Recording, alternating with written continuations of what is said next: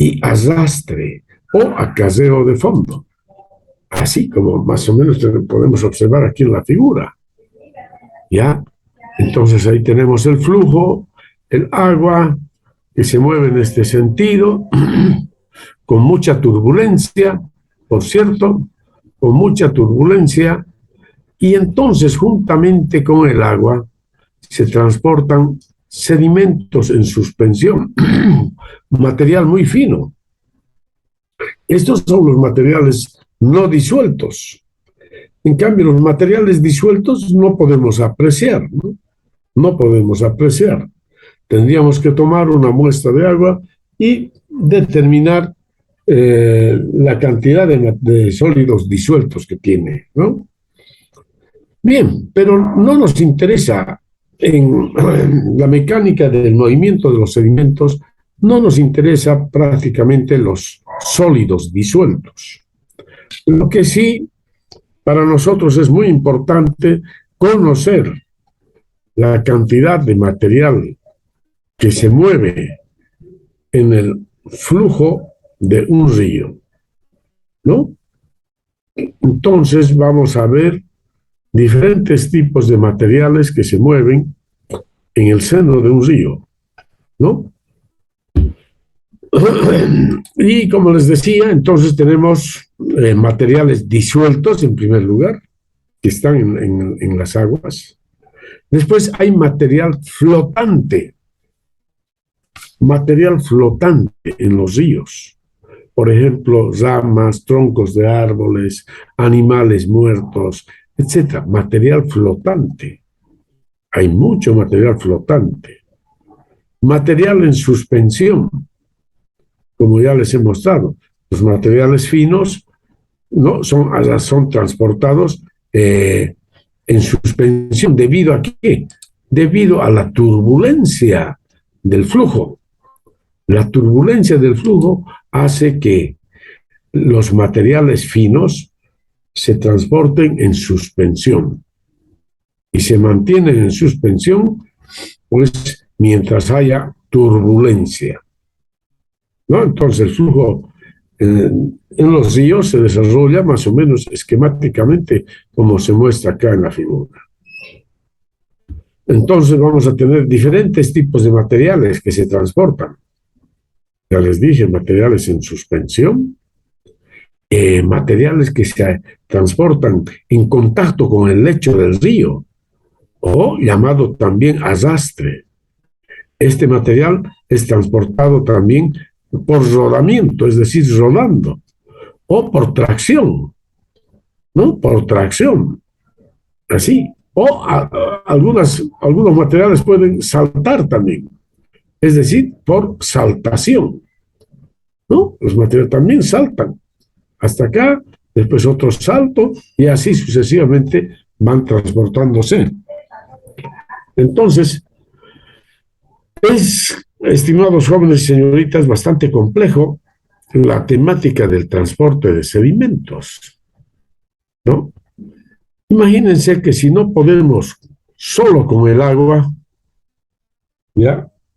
Pueden darse cuenta cómo será la situación si al agua le agregamos los sedimentos. Y queremos saber, pues, cómo se mueven los sedimentos en el seno de los ríos. ¿Ya? Bien, esta es una temática, como les decía, muy interesante, muy importante, ¿no? La cantidad de material transportado o depositado por los ríos bajo un conjunto de condiciones dadas es el resultado de la interacción de dos grupos de variables, básicamente. ¿Ya? Bueno, pero antes de esto, yo quiero interrumpir esto, ¿no? Voy a interrumpir y les voy a mostrar más bien algún otro material. Ya, ¿cómo es el movimiento de las aguas en los ríos? Viéndolo en planta, fíjense, el flujo se mueve así, más o menos como está acá esquemáticamente mostrado.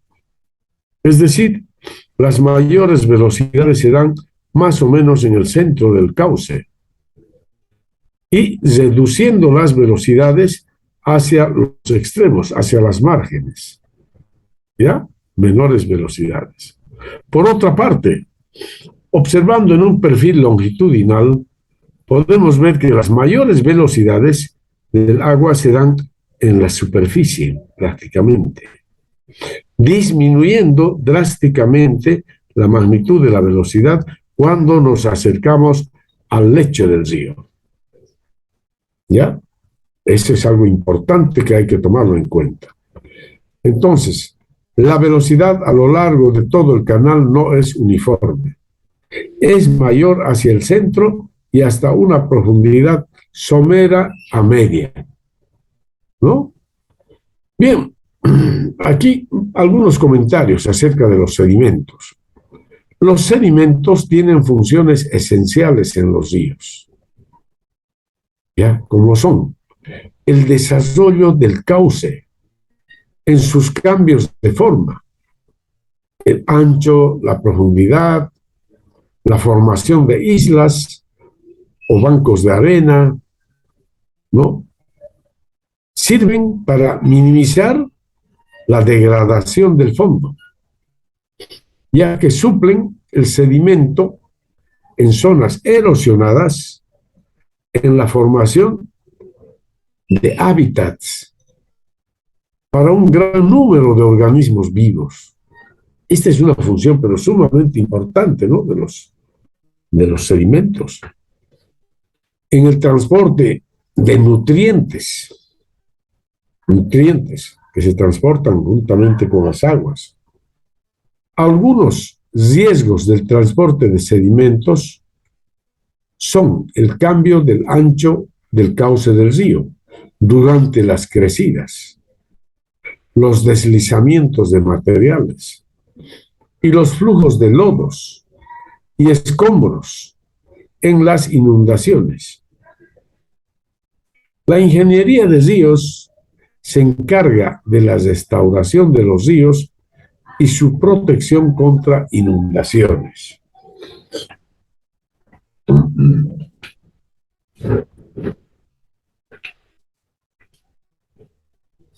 Bien, los procesos que gobiernan el movimiento de los sedimentos en los ríos son muy complejos y dependen de los siguientes factores. Factores hidrológicos, hidráulicos, geológicos, geográficos y biológicos. No, por eso les decía, no es tan simple, tan trivial el tratamiento del transporte de sedimentos en los ríos, porque depende pues de muchos factores. La descarga de agua, su velocidad, las características de los materiales, de las paredes y del fondo del cauce, la disponibilidad de material para su transporte. Otros factores son la duración e intensidad de la lluvia, ¿no? Eso como factores hidrológicos, ¿no? La pendiente, el uso de suelo en la cuenca, la cobertura vegetal de la cuenca, el tipo de suelo, todo de la cuenca, las actividades humanas. Es decir, son pues numerosos factores. Los procesos de transporte de sedimentos en las montañas están sujetos a las características de la producción de sedimento y a la capacidad de transporte del cauce, o sea, del río propiamente, no de las aguas. ¿Ya? Estos se originan por la erosión de pendientes sin vegetación. Erosión de pendientes que no están cubiertas de vegetación. El deslizamiento de las laderas el flujo de lodos y escombros. Los escurrimientos pueden mover una porción de sedimentos finos, arena, grava y guijarros, anualmente. Sin embargo, el material más grueso puede durar mucho tiempo sin moverse hasta que los escurrimientos sean suficientemente fuertes para desplazar la mezcla de sedimentos. Los grandes ríos transfieren sedimentos a través de miles de kilómetros, ¿no? Los sedimentos que llegan a los grandes ríos se mueven, se transportan a través de miles de kilómetros, desde su nacimiento, generalmente en las zonas montañosas, hasta su descarga al mar. Algunas veces atraviesan continentes, como es el caso de los ríos, del río Amazonas y el río Orinoco, ¿no? A ver, ¿dónde se encuentra el río Orinoco, jóvenes? Jóvenes señoritas.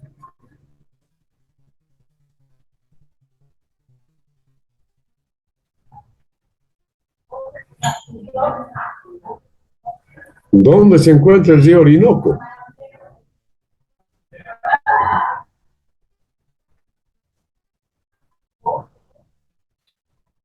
Ah, caramba, ninguno sabe. Qué pena. Pregunta segura de examen para mañana. Como es el caso de los ríos Amazonas y Orinoco. Proceden de las montañas de los Andes, ¿no? El río Orinoco está en Venezuela, jóvenes, cuyos sedimentos son transportados por los ríos que atraviesan la parte norte de Sudamérica. Los sedimentos pueden tardar cientos a miles de años en su viaje hacia la desembocadura. ¿Ya? No es de inmediato. Así que los sedimentos pueden tardar cientos de años, inclusive miles de años, en su viaje hacia la desembocadura. Del sedimento transportado a los océanos por los grandes ríos que drenan los continentes, del orden de 80 a 90%, corresponden a arena fina en suspensión. O sea, ese es el material que llega prácticamente al océano, arena fina y otros materiales más finos. Del sedimento transportado a los océanos por los grandes ríos, por ejemplo el Amazonas, el Orinoco, que drenan los continentes, se dice, ¿no?, que del orden de 80 a 90% corresponden a arena fina en suspensión y entre el 10 a 20% a arena gruesa transportada en el fondo.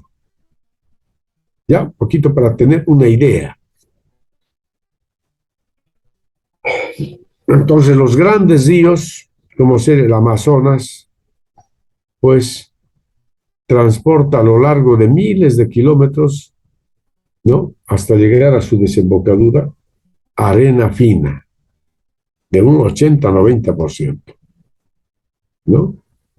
Y entre el 10 a 20% a arena gruesa, transportada en el fondo, ¿no? En el fondo del río. En su desembocadura se llegan a acumular grandes cantidades de sedimento en forma de abanico o delta.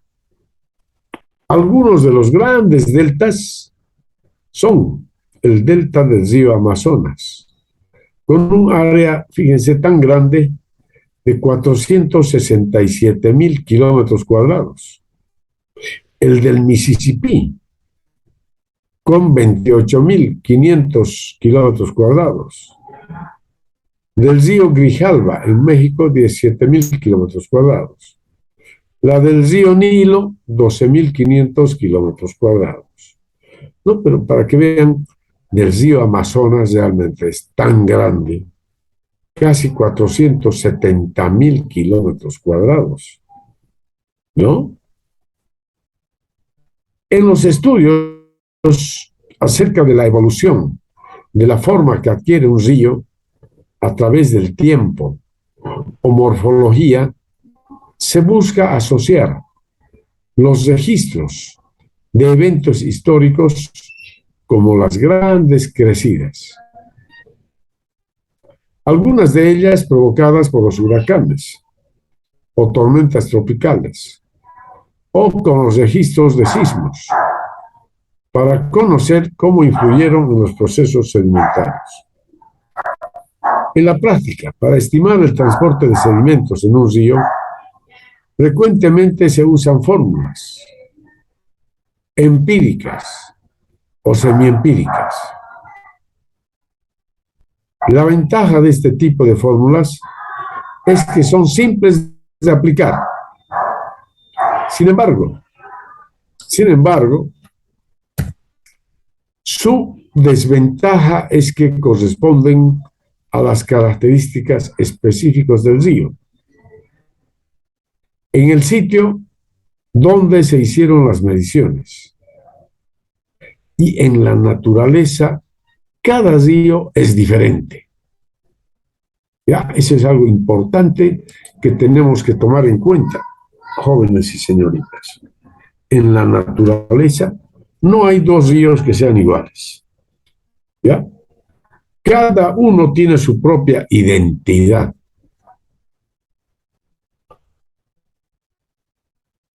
¿Ya? Entonces eso es. Cada río es diferente, por eso, cada río es diferente.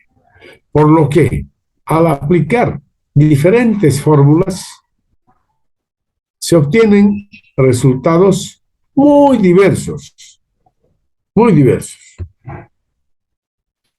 Para obtener resultados más aproximados, es necesario hacer mediciones de campo en el sitio específico, ¿no? Por ejemplo, en el lugar donde se va a construir una presa. En ese lugar, pues se debería conocer la cantidad de transporte de sedimentos que tiene este río. Entonces es necesario hacer mediciones de campo en el sitio específico, llevar registros del transporte de sedimentos en un cauce a través del tiempo. Es decir, estos registros se tienen que hacer a lo largo de algunos años, ¿no? Es decir, a lo largo del año, y además tiene que comprender algunos años también.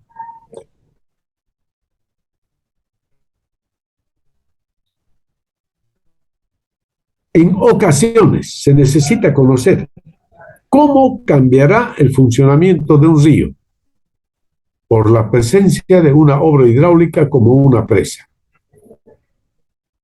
En el Instituto Mexicano de Tecnología del Agua se han realizado estudios acerca del impacto de un río por la construcción de una presa hidroeléctrica en el Río Verde, en Oaxaca, en colaboración con la Comisión Federal de Electricidad. Eso es algo muy bueno, realmente un estudio muy importante, muy interesante, ¿no? Que se ha desarrollado en un laboratorio de hidráulica. También para conocer escenarios de riesgo de inundaciones, ¿no? En el riesgo PAPOLAPLAN por la Comisión Nacional de Agua. Bien, entonces, estimados jóvenes, señoritas, esto es lo que yo quería un poquito mostrarles con unos aspectos generales de lo que es el transporte de sedimentos. ¿Ya? Que ya tienen una idea global ahora de lo que es el transporte de sedimentos y ahora podemos ver un poco de nuestras PowerPoint. ¿Ya? Entonces, hablábamos de las formas de transporte hidráulico y hemos visto que hay el transporte en un río, tenemos un material disuelto en primer lugar y material no disuelto. Así podemos distinguir entre disuelto y no disuelto. El material disuelto no nos interesa como transporte de sedimentos. Lo que sí nos interesa es el material no disuelto. Y entre ellos está la flotación, materiales flotantes, como ser troncos de árboles, les dije, ramas, animales muertos, etcétera, etcétera.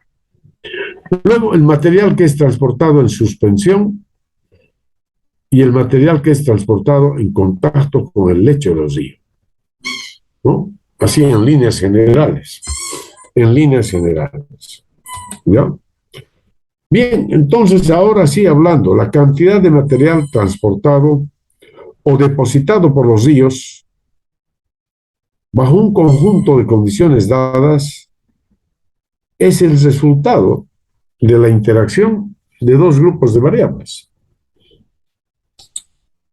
En el primer grupo están aquellas variables que influyen en la cantidad y calidad del sedimento aportado aguas abajo. En el segundo grupo están las variables que influyen en la capacidad de la corriente para transportar el sedimento. Capacidad de la corriente para transportar el sedimento. ¿Ya? Entonces, en el primer grupo vamos a ver, ¿no? Acerca de las variables que influyen en la cantidad y calidad del sedimento que llega a los ríos, que llega a los ríos. Y en el segundo grupo, dice, vamos a analizar los parámetros que influyen para la capacidad de la corriente para transportar el sedimento. ¿Ya? Hay que hacer una clara diferencia en este aspecto. En el grupo 1 está el sedimento aportado por la corriente. Depende de la geología, como decíamos antes, había mencionado, y la topografía de la cuenca, de la magnitud, intensidad, duración, distribución y época de lluvias, las condiciones del suelo, la cobertura vegetal de la cuenca, los cultivos en la cuenca, las superficies erosionadas y la socavación de laderas. O sea, el primer grupo, jóvenes, está totalmente relacionado para ver la cantidad de sedimentos que puede llegar a un río, que puede llegar, ¿no? Producto de la interacción de todos estos parámetros que hemos indicado. Y ahí, por ejemplo, tenemos la imagen de un río. Observen, acá en esta imagen podemos ver muchísimos aspectos que nos muestran cómo llegan los sedimentos a un río, al lecho de un río. Acá se muestra, por ejemplo, que hubo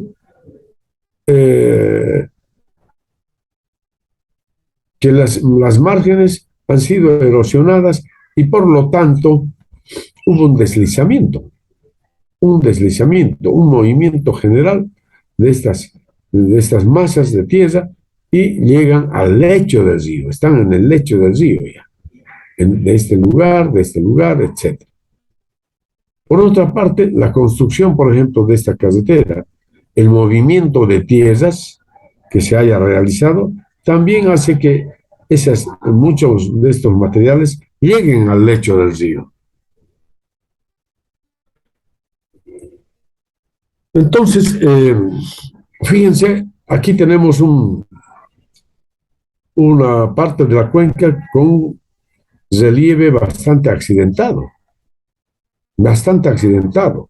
Es decir, esta cuenca tiene un potencial muy grande de abastecer con sedimentos al río.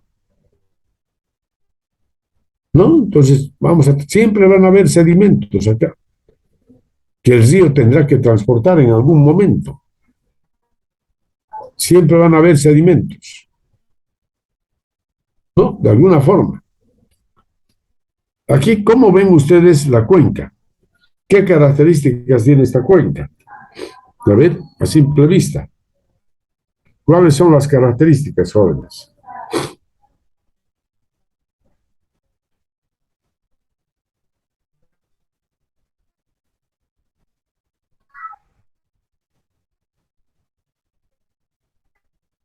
A ver qué características generales pueden encontrar, jóvenes. Opinen, por favor. Tiene una pendiente marcada y A ver,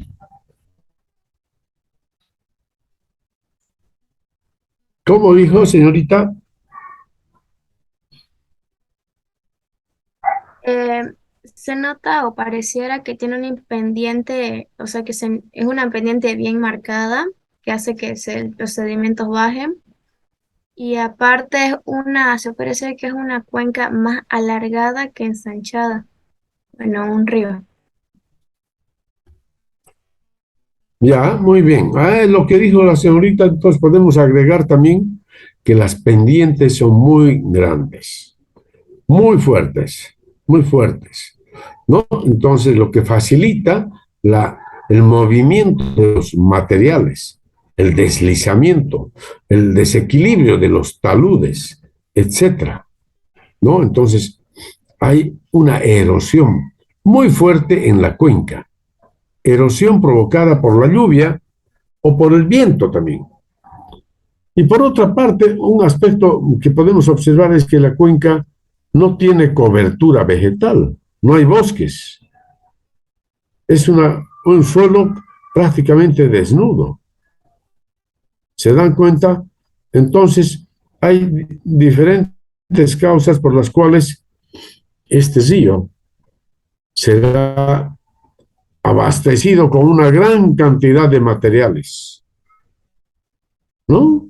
Abastecido con una gran cantidad de materiales. Ahí están los materiales, listos para ser transportados cuando se presente una crecida del río. Entonces el río, las aguas, cuando se presente una crecida, estas aguas erosionarán estos materiales sueltos. Todos los materiales sueltos van a ser erosionados. Poco a poco serán transportados, corriente abajo. ¿Se dan cuenta? Entonces, es una cuenca donde se tiene una gran oferta de sedimentos para el río, ¿no? Ahora no sabemos si el río tendrá la capacidad suficiente para arrastrar y para transportar estos materiales en un determinado tiempo, o tal vez lo hará en mucho tiempo, mucho tiempo. Bien, y en el grupo 2, volviendo al grupo 1, en el grupo 1 entonces, como parámetros importantes, y el grupo 1 lo que nos define es, como les decía, la oferta de sedimentos de la cuenca al río. Todo estos sedimentos, esta carga de sedimentos, es lo que le está dando la cuenca al río. ¿De acuerdo? Bien. Y ahora el grupo 2 dice, el grupo 2 tiene que ver con la capacidad ahora ya, la capacidad de la corriente para transportar sedimento. Depende de las propiedades hidráulicas del río. Estas propiedades son, dice, las propiedades del fluido, la pendiente del lecho del río, la rugosidad del lecho del río, el radio hidráulico, el caudal, la velocidad del flujo, la distribución de velocidad, la turbulencia, la fuerza atractiva, la viscosidad y la densidad de la mezcla fluido-sedimento y de la distribución granulométrica del material. Entonces, queridos jóvenes, señoritas, ahí tenemos estos dos grandes grupos. Dos grandes grupos. El grupo 1, que como les dije, define la cantidad de sedimento que la cuenca le da al río. En cambio, en el grupo 2 tenemos todos los parámetros que tendríamos que tomar en cuenta para definir la capacidad de la corriente para transportar sedimentos, ¿no? Depende de muchos factores. Eso es. ¿Está claro? Jóvenes, señoritas. Sí, ingeniero. Sí, ingeniero. Muy bien. Estas variables no todas son independientes. Y en algunos casos sus efectos no son del todo conocidos. Las variables que controlan la cantidad de sedimento que brinda la corriente están sujetas a mucha variación, no solo entre diferentes corrientes, sino también entre secciones de una misma corriente, es decir, en un mismo río. ¿Ya? Puede haber muchísimas variaciones.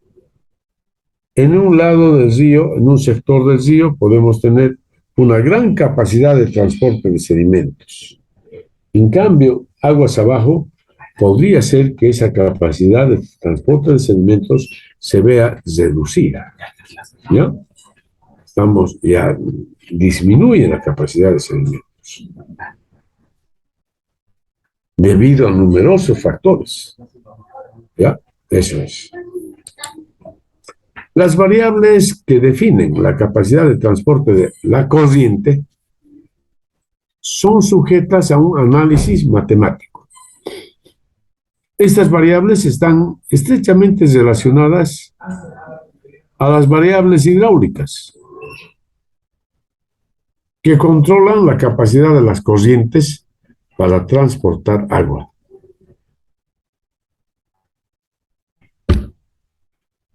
Eso es. Entonces, aquí vamos a hacer vamos a indicar, digamos, las propiedades de los sedimentos que forman un cauce, el cauce de un río. ¿No? Desde el punto de vista de la resistencia que oponen a ser arrastrados y de su comportamiento al ser transportados, se distinguen tres clases de materia, es decir, de sedimentos: no cohesivo, o granular, o friccionante. Cohesivo y rocoso. Esos tres tipos de materiales con los que el agua de los ríos está en contacto, ¿no? Podemos tener los tres tipos de materiales, inclusive. No cohesivo, o granular, o friccionante, en primer lugar. Esos son, ¿qué tipo de materiales? Las gravas, las arenas, ¿no? Limos, arcillas, etcétera, etcétera. En cambio, el material cohesivo se refiere a las arcillas especialmente, ¿no? El material arcilloso. Y luego tenemos el material rocoso. Material rocoso. Entonces, estos tres tipos de materiales están en contacto con las aguas de una corriente. Material granular, ya saben, es el formado por partículas sueltas. La fuerza que el líquido debe ejercer para moverlas es función del peso de cada una. Es decir, por ejemplo, que la fuerza que el líquido debe ejercer para moverlas depende del peso de las partículas, ¿no? Bien, por otra parte, se denomina material cohesivo al formado por partículas unidas entre sí por fuerzas de cohesión, las cuales se oponen a que las partículas sean arrastradas. Luego, el material rocoso es el que constituye una unidad, tal que en la vida útil de una obra, al paso de una corriente de agua sobre él, no es capaz de producir movimientos o erosiones apreciables, ¿no? En el material rocoso. Así es. Bien, y ahora vamos a hablar acerca de la partícula individual. Las propiedades individuales de las partículas que constituyen un suelo granular y que deben conocerse para el análisis del transporte de sedimentos son los siguientes. Un momentito, a ver.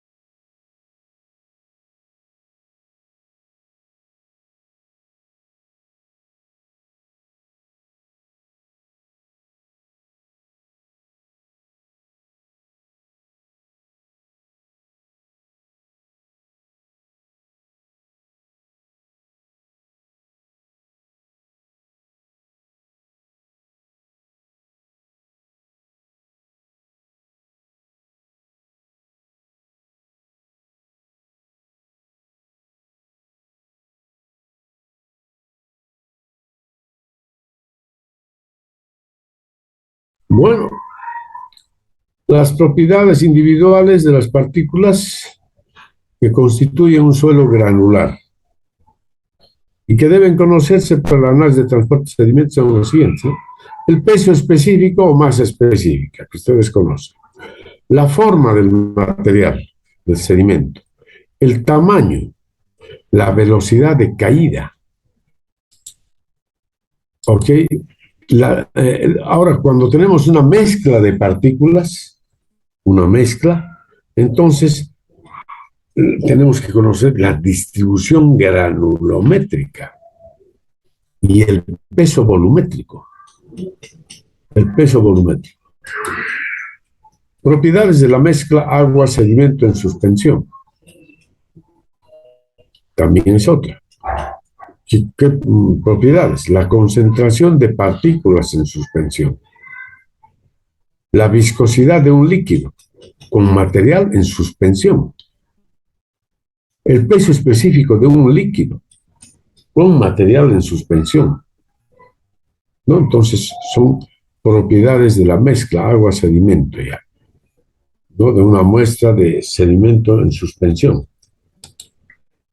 El peso específico de las partículas ustedes ya lo conocen, no vamos a hacer mucho hincapié, indicar que solamente el peso específico, pues la densidad es de 2,65. ¿No? Normalmente varía entre 1800 y 2800, dice. El valor del peso específico para cantos rodados, es decir, las piedras que tienen los ríos, cantos rodados y boleos, varían entre 1800 y 2800. Y su densidad relativa es 2,65. Normalmente se toma un valor promedio de 2.650 kilogramos por metro cúbico. ¿Ya? Los limos y arcillas, ya, materiales más finos. Estos son los cantos rodados, boleos, hasta arenas, digamos, hasta arenas. En cambio, los limos y arcillas están formados principalmente por sílice, los primeros, y feldespatos y micas los segundos. Son minerales, ¿no? Más una enorme variedad de minerales. Entonces, el peso específico es de acuerdo a cada tipo, ¿no? Ahora, otra propiedad, la forma de las partículas. La forma de las partículas puede ser muy variada y afecta notablemente su comportamiento al iniciarse su arrastre o ser transportadas por el agua. En general, la forma de las partículas no se ha tomado en cuenta en las fórmulas. Todavía no. El mejor intento que se conoce es con el llamado factor de forma, SF, ¿no? Que se traduce así. Aquí tenemos el tamaño de la partícula. A ver, no he puesto acá los otros. Qué pena. El tamaño de las partículas que se encuentran en los cauces naturales varía dentro de límites muy amplios, desde rocas de varios metros de diámetro hasta partículas coloidales. Por ejemplo, en el cauce del río Piraí, queridos jóvenes y señoritas, podemos encontrar toda esta gama de materiales en el lecho del río Piraí. ¿No? Entonces, aquí tenemos, por ejemplo, cantos rodados, muy grandes, tamaño, dice, de 2.000 a 4.000 milímetros. Existe en el río Piraí, estimados jóvenes, materiales que el río transporta de esta magnitud. Yo lo he visto esto. Luego está clasificado como muy grandes, medianos, pequeños. Entonces, los cantos rodados varían desde 4.000 milímetros hasta 150 milímetros. ¿Ya? 150 milímetros, 15 centímetros, la piedra manzana, digamos. Piedra manzana, 15 centímetros. Los guijazos varían de grandes a pequeños, desde 250 hasta 64 milímetros. Guijazos.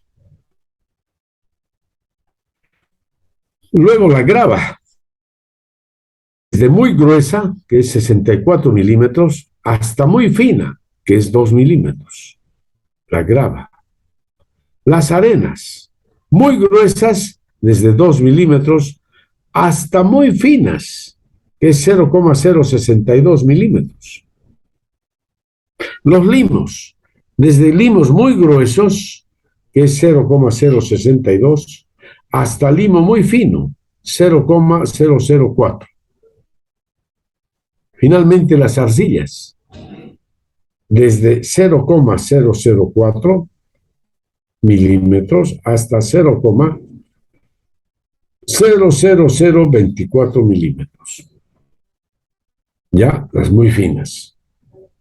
Entonces, jóvenes, esta gama de materiales lo podemos encontrar, como les dije, en el lecho del río Piraí. Es cuestión de caminar desde aguas arriba, ¿no? Desde, digamos, desde Bermejo, y hay que caminar hacia aguas abajo. Entonces vamos a observar que en el lecho del río realmente se presentan toda esta gama de materiales. ¿Ok? Bien. Las principales formas de determinar el tamaño de una partícula consisten en considerar algunas de las dimensiones siguientes: diámetro de cribado, diámetro de sedimentación, ¿no? Diámetro nominal, diámetro de caída estándar o dimensiones triaxiales. También, ¿ya? Eso es. El diámetro de cribado, o sea, tamizado, sirve para determinar el tamaño de gravas o arenas, ¿no es cierto? Para gravas o arenas. Este método de cribado, el cernido, un tamiz. Entonces ahí determinamos los tamaños de las gravas y arenas. En cambio, el método de sedimentación para partículas más finas, como limos y arcillas. Es decir, ya para limos y arcillas tenemos que utilizar un método denominado sedimentación. Y las dimensiones triaxiales, o la medida o la media para cantos doblados o guijarros. Ya, eso es. Ahí tenemos, por ejemplo, una gama de materiales de diferentes tamaños, ¿no? Es el lecho de un río. Probablemente el río Piraí. Entonces aquí podemos encontrar una gama de materiales.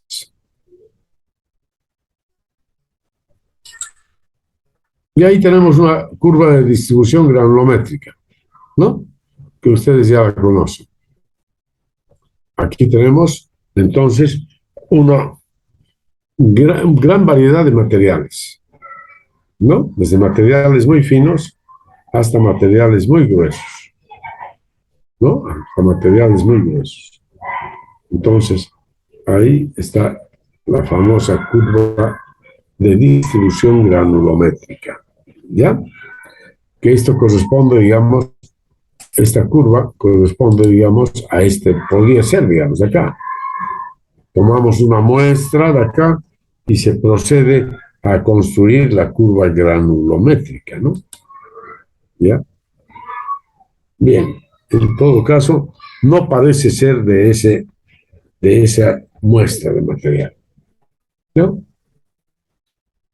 Porque aquí tenemos materiales más gruesos, es decir, no tan gruesos, sino, fíjense, de 1 milímetro, 2, 3 milímetros, nada más.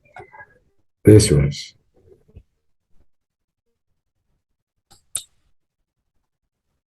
Bien, y ahora podemos hablar también de la velocidad de caída de una partícula. Dice, la velocidad de caída es la velocidad máxima que adquiere una partícula al caer dentro del agua. Se alcanza cuando su peso sumergido se equilibra con la fuerza de empuje que el agua ejerce contra ella. Eso es. Gracias. Entonces, ahí tenemos una expresión para que nos da lo que es la velocidad de caída, ¿no? W, o llamada también velocidad de sedimentación, jóvenes. velocidad de sedimentación, ¿no? ¿Con qué velocidad una partícula que está en estado de suspensión, esta partícula cae al fondo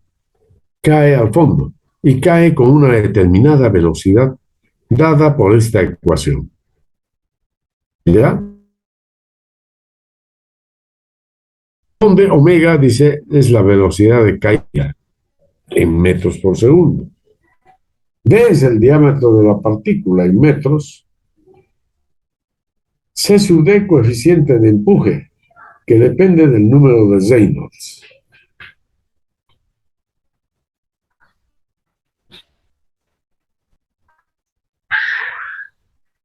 Delta se define como el peso específico relativo, peso específico del sedimento, ¿ya? Sumergido, peso específico del sedimento sumergido, pero relativo. Fíjense, gamma S menos gamma. Gamma es el peso específico del agua.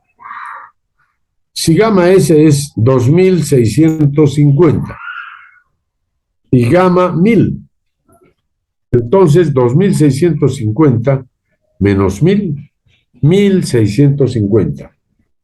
Dividido entre 1000, ¿no? Nos da 1,65. ¿Ya? 1,65. Eso es. Muy bien. Gamma es el peso específico del agua en kilogramos por metro cúbico. Bien. Yo creo que aquí vamos a hacer bueno, aquí una vez dibujada la curva granulométrica, dice, es fácil determinar cualquier diámetro de la muestra, donde el subíndice n indica el porcentaje en peso de la muestra, que contiene partículas que son menores o iguales que el diámetro nominal indicado. Por ejemplo, si el D, lo vamos a llamar D40, es 3,50 milímetros, significa que el 40% en peso del sedimento está constituido por partículas cuyos tamaños son menores o iguales a 3,50 milímetros. ¿Ya? Bien. Estimados jóvenes, aquí vamos a hacer un alto. ¿Ya? Este es un tema largo. No pretendo enseñarles todo a la vez. Poco a poco vamos a ir desarrollando y voy a complementar con algunos ejemplos o algo ya a partir de la próxima clase. Bueno, eso es todo por hoy. No sé si tienen alguna duda o pregunta, jóvenes.